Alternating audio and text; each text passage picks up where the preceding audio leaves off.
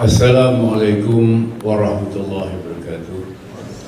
Alhamdulillah wassalatu wassalamu ala rasulillah wa ala alihi wa ashabihi wa man wala. My brother Professor Sultan T. Abu Arabi, Secretary General, Association of Arab Universities Jordan. My son, Muhammad Talib, Datuk Raja Muhammad Allah,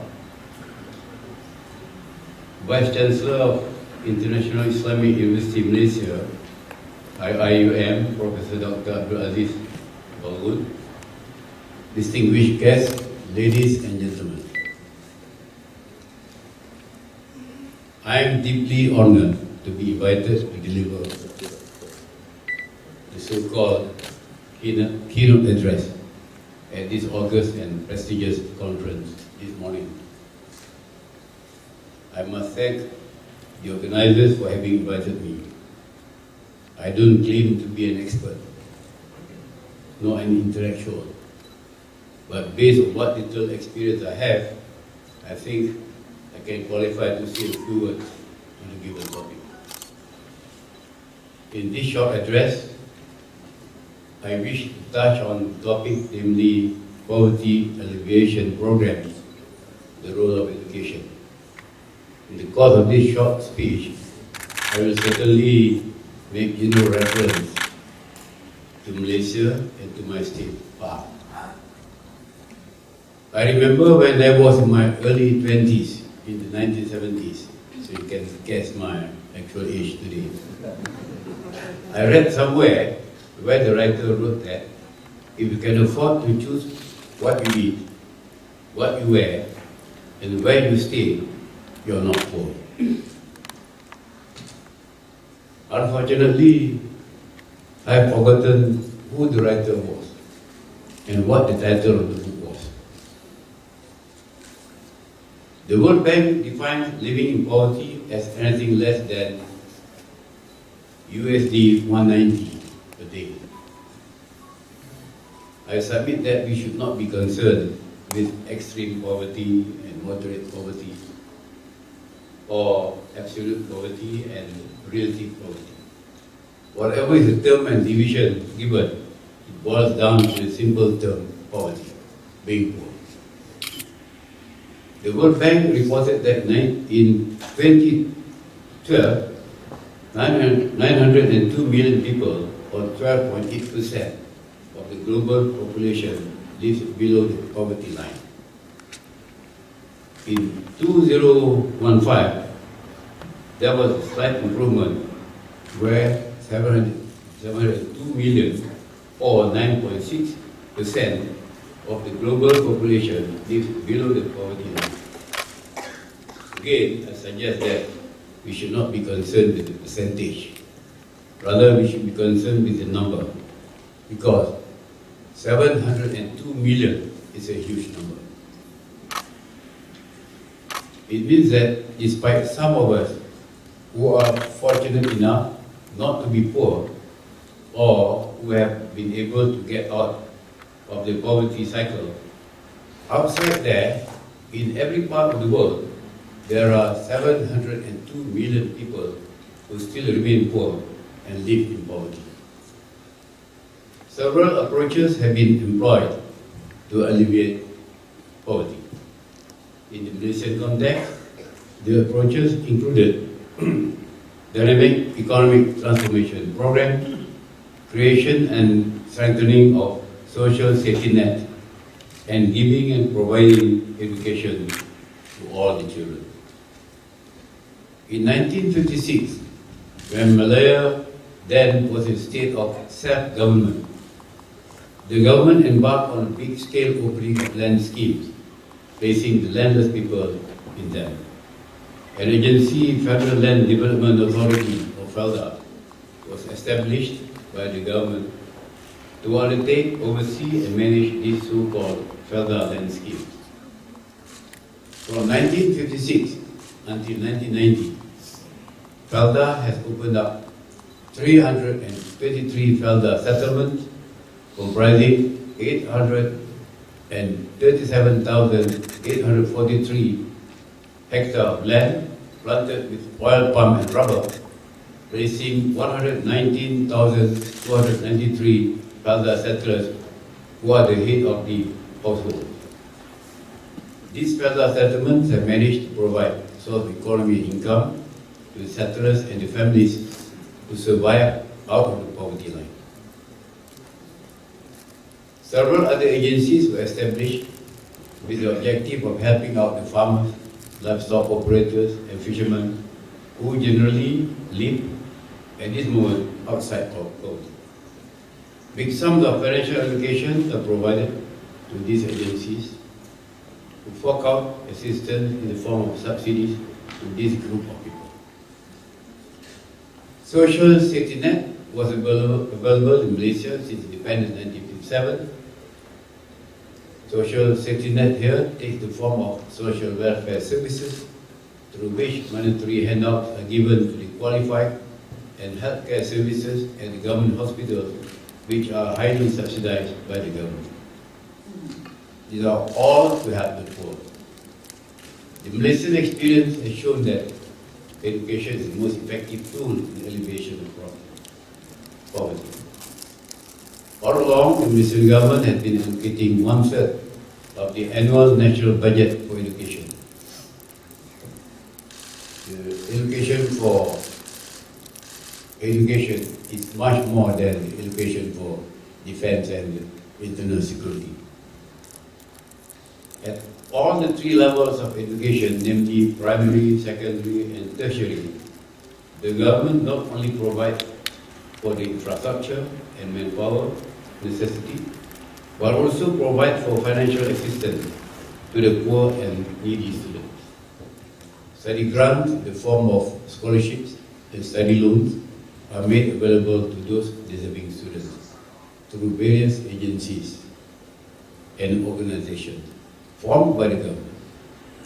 Students in the primary and secondary level enjoy free education in that they do not have to pay for any school fees. The book loan scheme is also provided for deserving and qualified students. Qualified here means students who come from poor families. At the tertiary level, the government provides study loans to deserving students which they have to repay once they have graduated and have secured steady employment.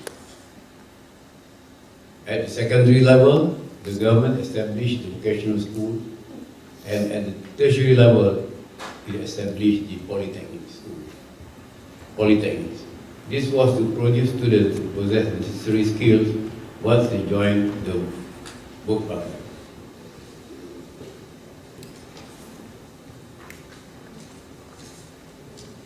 Ladies and gentlemen,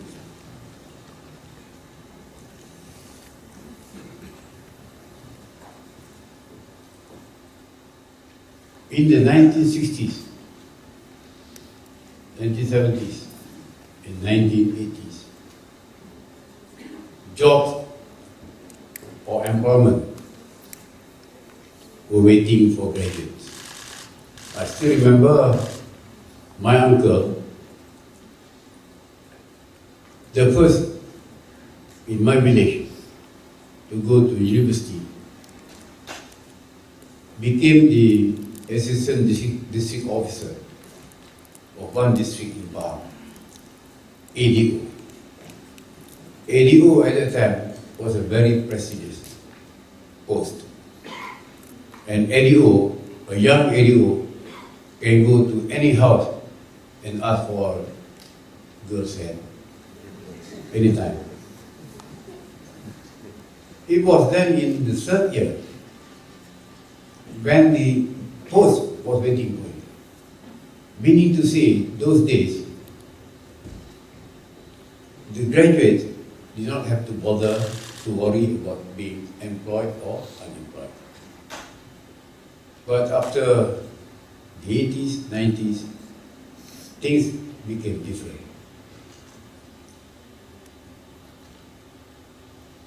There were no more jobs waiting for the graduates.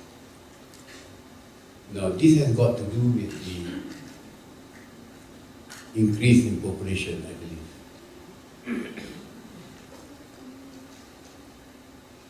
And lately, we have a problem of mismatch between the courses offered and the availability of employment in the market. I think the government has to sit down again and to reconsider whether to adjust the education policy or not. In the Malaysian context, our education policy primarily is to instill solidarity among the various races. This so far, to my mind, has been successful. But at the same time, we need to have a look at the courses and training at our universities. Probably emphasis must be given to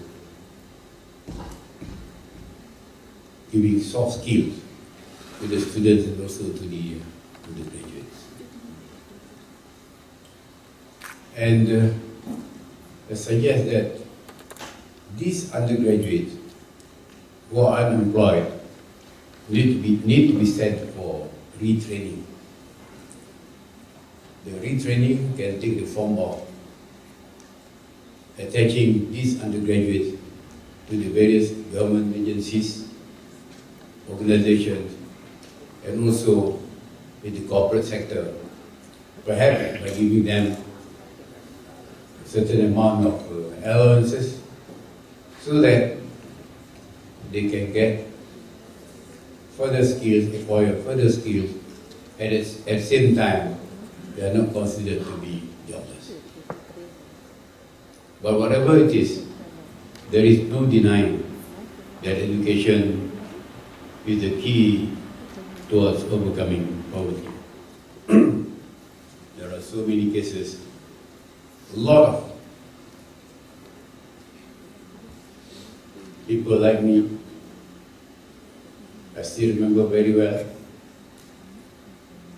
I come from a very modest family.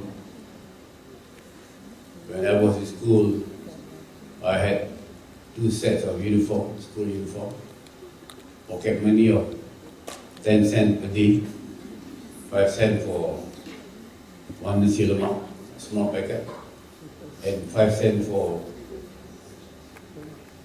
fresh orange in a small glass. That was how I survived. I didn't have extra pocket money. I went to cinema, following my uncles, my aunties. Never went on my own because I didn't have the money. But because of the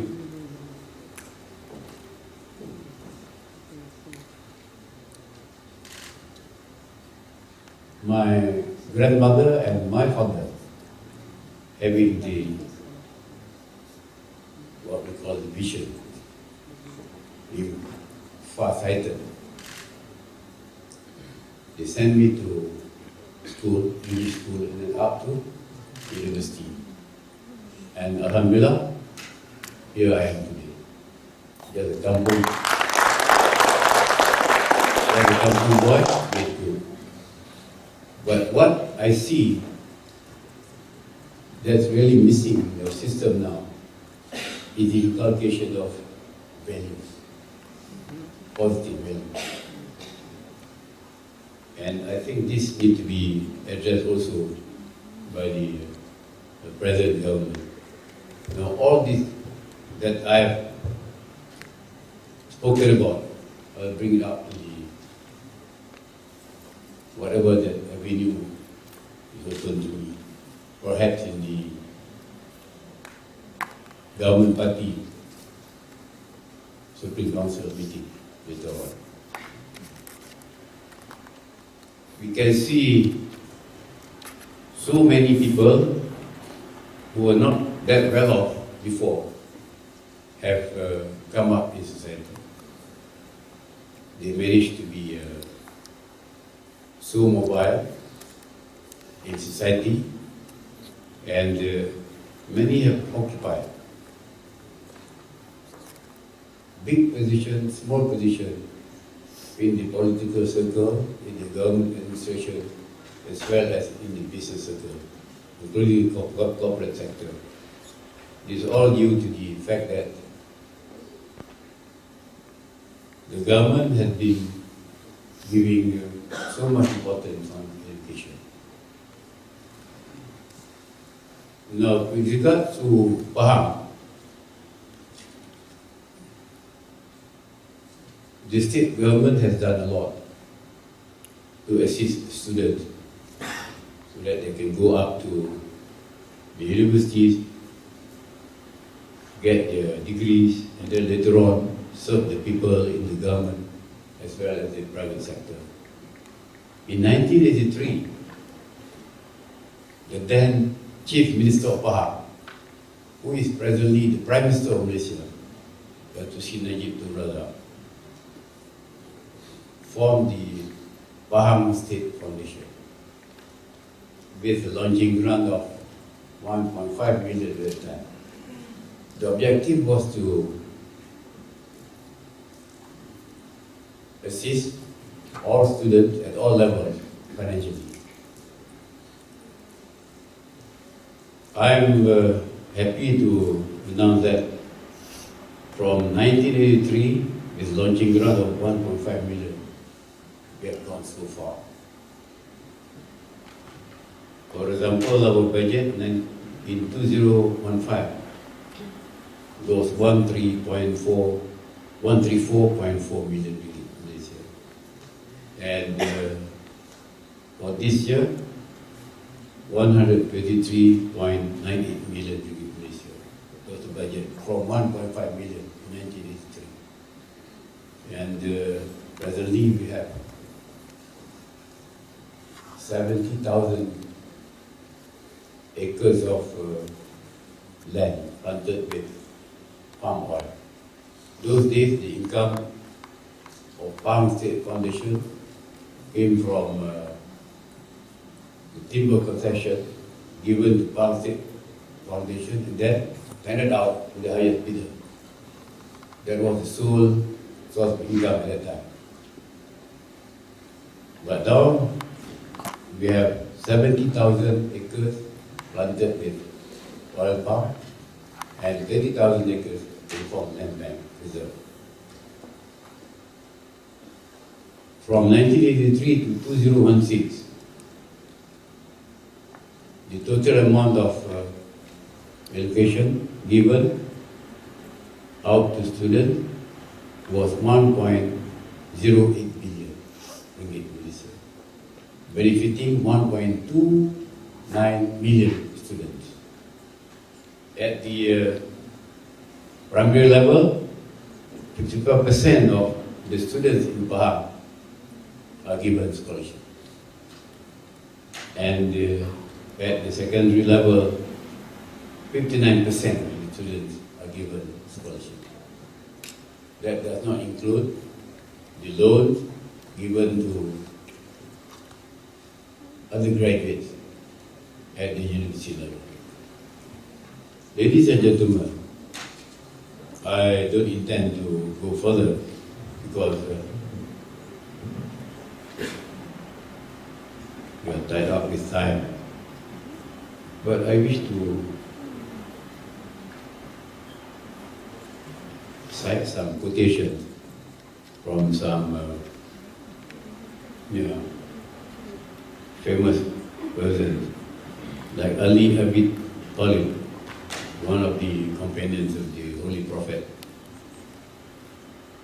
says, "If poverty were a man, I would have slain him." Nelson Mandela said, "As long as poverty, injustice, and gross inequality persist in the world, more of us can truly rest. None of us can truly rest." Adam Smith said, "The tragedy of the poor is the poverty of their aspiration." Now, in the recent context,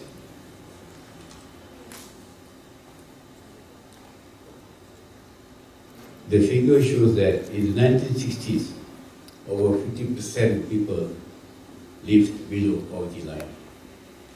But in 2015, the figure showed that less than 1% of the population lived below poverty line.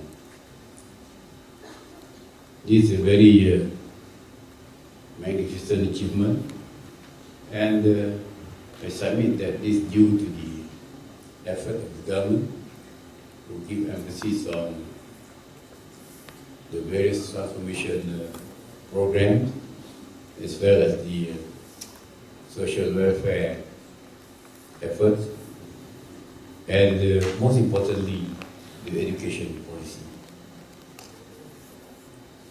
If anyone is to see whether education can be a key to success, or education can be a key to overcome poverty, I can say very modestly, look at Malaysia. Thank you very much.